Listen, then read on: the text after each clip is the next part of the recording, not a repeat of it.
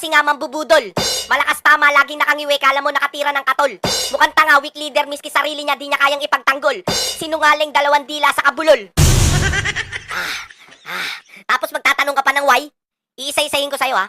Sa panahon ni Bobong na to, yung sobrang pondo ng PhilHealth na halos 90 billion, pinapakailaman. Imbis na ilaan sa proyektong pangkalusugan, ilalaan daw sa proyektong di mo alam. Para daw sa infrastructure. Eh bakit sa PhilHealth nyo kukunin? Ano yun, lokohan? Ang kakapal ng mukha nyo para sa mga mahihirap na may sakit na kababayan natin yan.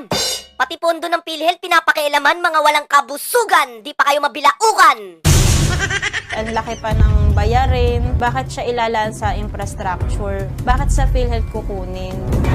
Napakahirap na mahirap talaga. Wala maasahan. Sana inaasahan natin tutulong sa ating gobyerno.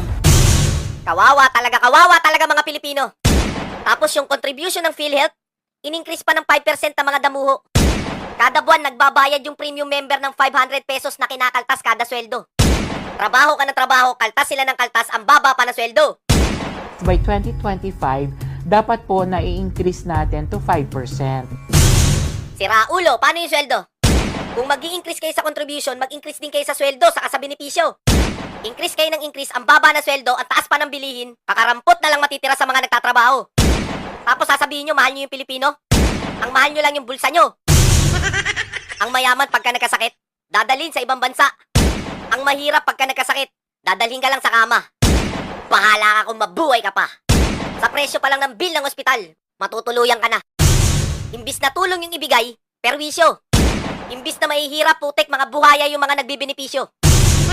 Nakikiusap ako sa inyo, President Bongbong Marcos, Secretary Recto. Tigilan niyo na yung pagta-transfer ng pondo. Gawin niyo po yung dapat para sa bayan. Oo nga naman, tigilan nyo na yung pagta-transfer ng pondo ng PhilHealth, Bobong sa Recto. Teka, Recto? Ba't nandito to? Binoto ba natin to? Sinong demonyong alagad ni Taning ang nagpasok dito? Pati sa pondo ng PhilHealth, nangingialam to? Hoy, pakailamero, nasaan na yung pondo? Asa na? Ilabas mo na yung pondo. Ilabas mo na, nanginginig na ako. I am also a health advocate. It just so happens I'm the Secretary of Finance at may utos ang Kongreso dito. Boom! Huli! Walang yaka, Speaker, ikaw na naman. Ang sabi niya, may utos daw ang Kongreso. Paano ba yan? Basta usapan talaga pondo. Lagi ka na lang may kinalaman. Tanga na lang talaga, tanga na lang talaga ang boboto dyan.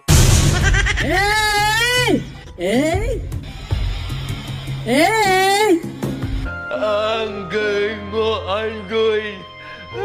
Ang galing.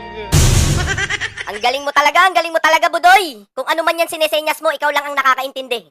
Pagdating talaga sa pondo, putragis wala na kaming masabi. Kung gaano kalaki yung pondo, yung bulsa mo, ganun din kalaki. Dahil sa'yo, sisemplang yung pinsan mo parang motor na sumemplang sa kurbada ng Marilaki.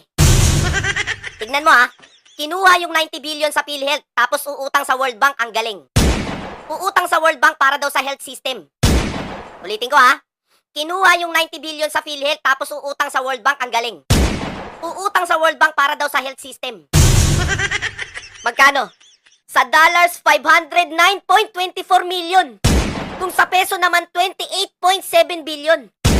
Kung uutang din kayo ng 28.7 billion, eh bakit kinuha nyo sa PhilHealth yung 90 billion? Ngayon lang nangyari yan sa ating bansa. Talagang ngayon lang nangyari yan sa ating bansa.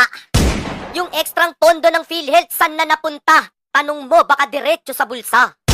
Sa sobrang galing ni Speaker sa pondo, binigyan mo yata ng agimat. Basta usapan pondo, mabilis pa sa kidlat. Hindi na naawa sa may mga sakit, yung pondo mukhang ginangster pa. Hindi na nabusog sa 90 billion, umutang pa. Kinuha yung ekstrang pondo sa PhilHealth, yung magbabayad ng utang tayo pa. Imbis na wala kang sakit, putek, magkakasakit ka. Hindi po nangangahulugan na dahil sa health sector din ginamit ay justified na o legal na. Malinaw po na ang budget na to ay nakalaan para sa premium ng mga indirect contributors natin. Of the way that people do as much as they can. Now that we have found that we hear that it's a better.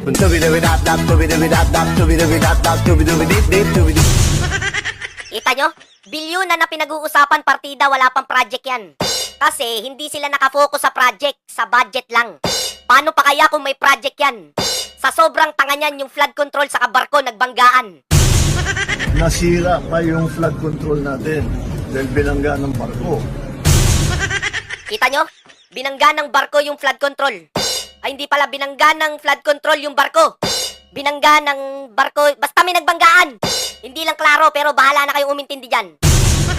Flood Management National Government Budget. Ngayong taon po, 2024, mas mataas po ang inilaan na budget ng Kongreso para sa DPWH alone. Dito po sa flood management, nasa 1.35 billion kada araw. Meron po ang DENR, meron din po ang MMDA, meron din po ang PAG-ASA, meron din po ang Climate Change Commission. Aabutin po ito ng 1.44 billion kada araw. Hindi na po band-aid solution ang ating kailangan. Hindi po natutuwa yung mga kababayan natin na dinadala natin sila sa evacuation center. Kahit may dala po tayong relief goods, hindi na po sila natutuwa. Hindi naman po nila gustong pumipila lagi para makakuha ng relief goods, Mr. President. Wala na pong gusto na pumipila para makatanggap ng relief goods. Ang gusto nila, solusyon. Hanggat wala po tayong klarong solusyon o master plan, mananatili po itong unli baha. Pero hindi po unli ang resilience ng ating mga kababayan. Hindi po unli ang ating pondo. Hindi po unli ang buhay ng ating mga kababayan.